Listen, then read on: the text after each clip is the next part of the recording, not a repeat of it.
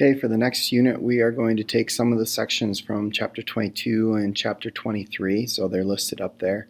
And I'm going to kind of condense these into the prelude to World War I and then some of the things that happened after World War I and World War II. So it's kind of really setting the stage for the big things that are coming down the road.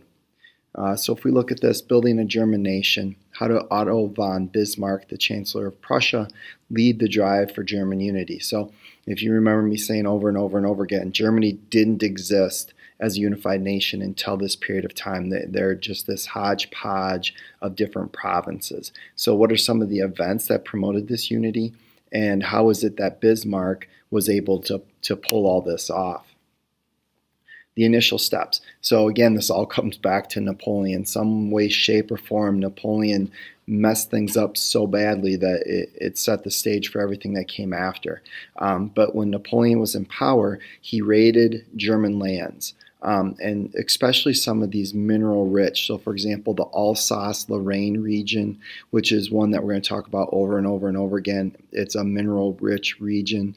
And so he kind of peeled that off.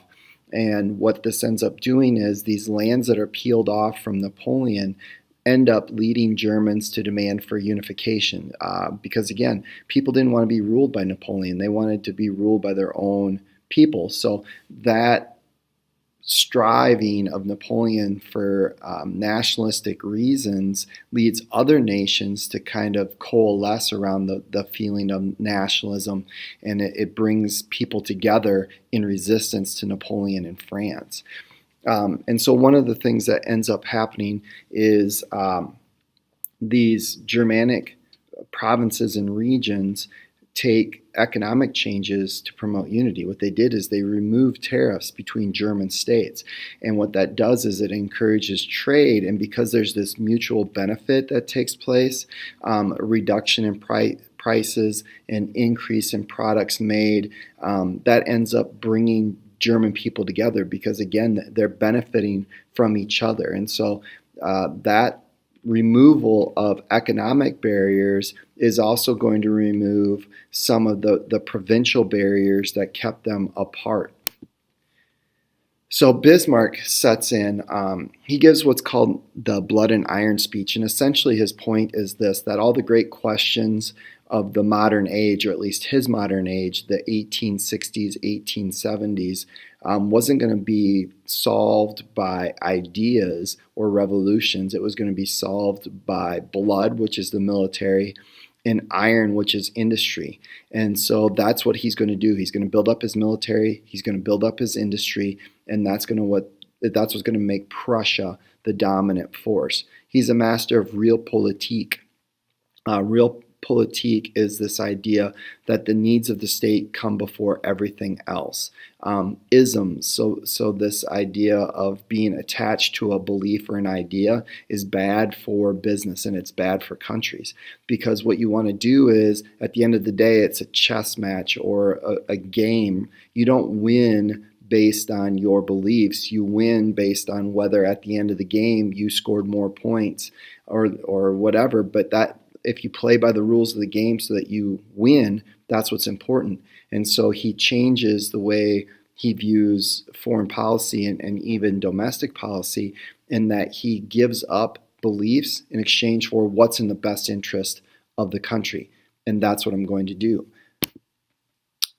So in order to do that, he strengthens the army, because his key belief here is that winning wars promotes prestige and confidence. So by winning wars and expanding, you're going to raise the importance of your country, and it's also going to raise the confidence that people have. And there's a lot of debate about Bismarck, exactly whether this was his grand master plan or whether he was just really good at taking advantage of situations as they arise. And it's probably a little bit more the second than anything. But he knows that Austria wants to divide up Schleswig-Holstein, which is this region up here. And so what he does is he teams up with Austria, and he says, listen, we're going to defeat Denmark, and we're going to gain these provinces, and then we'll split the spoils. which happens. And then his next step is to invent an excuse to attack Austria. He wheels and deals with Italy, and here's Austria. He wheels and deals with Italy. He provokes an Austrian response by sending troops into Austria. And then he has the Austro-Prussian War, also known as the 7 Weeks' War, in which Germany takes control, or Prussia takes control of most of northern Germany and really begins the unification process. The second step is to get back some of these lands that they lost from France. And so Bismarck, again, taking advantage of the situation, knowing that Napoleon III is looking to raise his prestige, he's overconfident. He doctors a note between Prussia and France, and it made it sound like Prussia was bashing on France, and it wasn't a good thing or a complimentary thing. And so the French people call for France to defend their honor.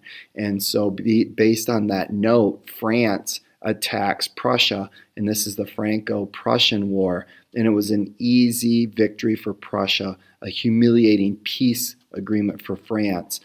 And the result of this is that France is going to lose some of these key lands, and they're going to want them back after World War I, which Hitler's going to want back before World War II. So these lands are going to go back and forth, but they're a source of a sore spot between these two countries for centuries.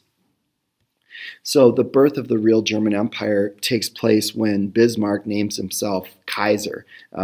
It's based off of Tsar, or Caesar, and so he becomes emperor. In order to have an emperor, you have to have an empire, and so he calls this the Second German Reich, or empire. The first was the Holy Roman Empire, dating way back, and so when we talk about Hitler and the Third Reich, that's what that comes from, is Hitler's tying into Germany's past. The Holy Roman Empire was the First Reich, and then the Reich the empire under Bismarck is the second great German empire, and Hitler was looking to create the Third Reich, or the third great Germanic empire. So all of this is tied into this history.